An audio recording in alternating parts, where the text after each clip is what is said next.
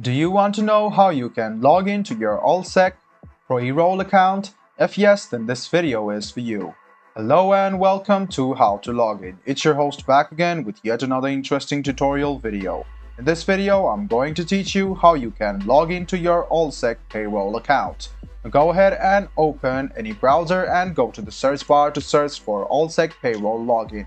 Click on the first link which appears on your screen and it will take you directly to the login portal of Allsec Payroll services. The first step is to write down your login ID on the first box over here. After you write down your login ID, go ahead and write down your password. Make sure that your password is correct, and this is sensitive, so you can check your password once again by clicking on this icon over here. After you write down your login ID and password, click login.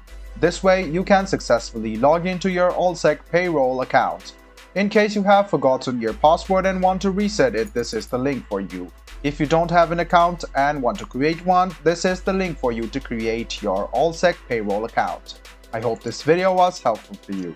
If you still have any kind of confusion, please do mention us on the comment section down below.